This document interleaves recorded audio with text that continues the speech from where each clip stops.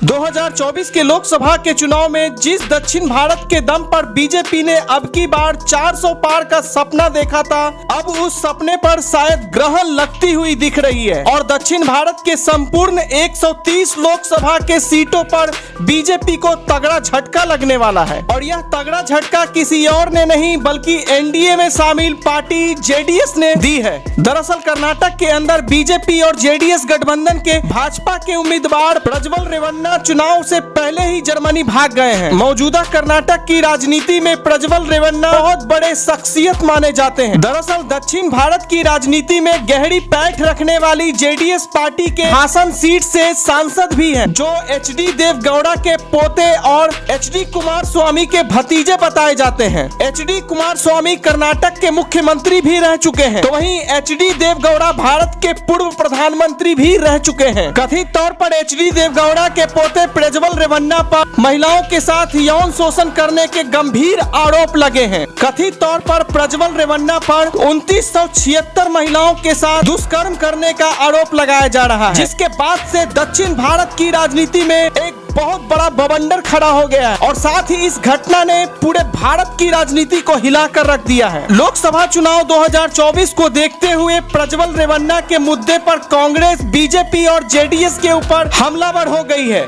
कथित तौर पर 2700 से ज्यादा महिलाओं के साथ दुष्कर्म के मामले के उजागर होते ही कर्नाटक महिला आयोग जागी और तुरंत उसने कर्नाटक की कांग्रेस की सरकार से प्रज्वल रेवन्ना के खिलाफ एसआईटी गठन करने की मांग कर दी, जिसके बाद कर्नाटक स्थित कांग्रेस की सरकार ने तुरंत एसआईटी को गठित कर दिया। और जैसे ही इस बात की खबर प्रज्वल रेवन्ना को लगी, वह तुरंत भारत छोड़कर जर्मनी भाग गए। इतने बड़े सेक्स स्कैंडल के मामले के बाद अचानक से प्रज्वल रेवन्ना का भारत छोड़कर जर्मनी रातों रात भाग जाना, यह हमारे देश की सुरक्षा तंत्र पर बहुत बड़ा प्रश्न खड़ा करता है। और यह भी सवाल खड़ा करता है कि क्या भारत का संविधान केवल आम नागरिकों के लिए लिखा गया है और भारतीय संविधान में जो कानून लिखे गए वह क्या केवल आम नागरिकों के लिए ही बनाए गए हैं। और कल तक जो बड़े बड़े नेता प्रज्वल रेवन्ना के लिए वोट मांगते फिरते थे, आज प्रज्वल रेवन्ना के मामले में सनसनीखेज खुलासे के बाद आज वह दूर दूर तक कहीं नजर नहीं आ रहे हैं। मौके की नजाकत को देखते हुए कांग्रेस पार्टी की स्पोक्स पर्सन सुप्रिया श्रीनेते ने प्रज्वल रेवन्ना के मुद्दे को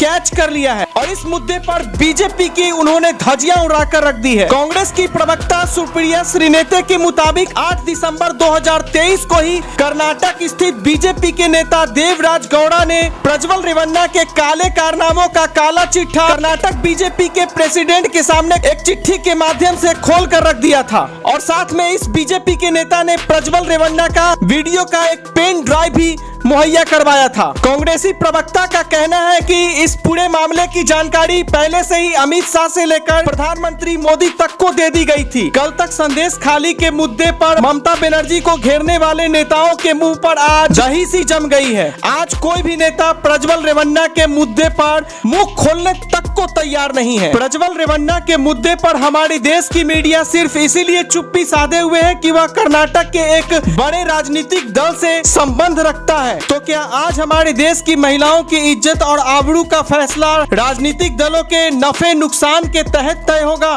फैसला आपको करना है। और आज जो कांग्रेस पार्टी की स्पोक्स पर्सन सुप्रिया श्रीनेते प्रज्वल रेवन्ना के मुद्दे पर प्रधानमंत्री को घेरते हुए जो चिल्लम चिल्ली कर रही है, थोड़ा इस देश की जनता को यह भी बताने का कष्ट करे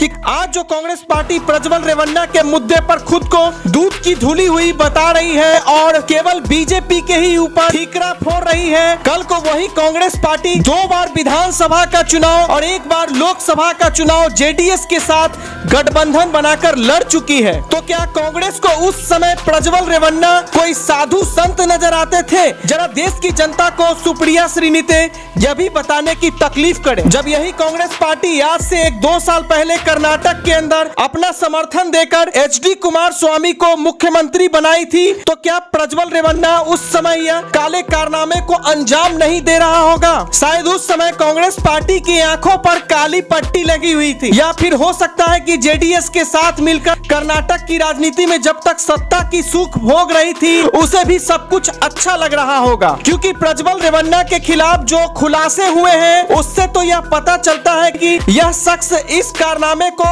कोई एक दिन से तो अंजाम नहीं दे रहा होगा। प्रज्वल रेवन्ना के मुद्दे पर जितनी दोषी बीजेपी है उससे कहीं ज्यादा दोषी कांग्रेस नजर आती है, क्योंकि कांग्रेस पार्टी शुरू में ही अगर इस शख्स के खिलाफ कोई ठोस कदम उठाती तो आज यह दिन हमारे देश की महिलाओं को देखने के लिए मजबूर नहीं होना पड़ता और ना ही हमारे कांग्रेस पार्टी की स्पोक्स पर्सन को इतना चिल्लम चिल्ली करना पड़ता।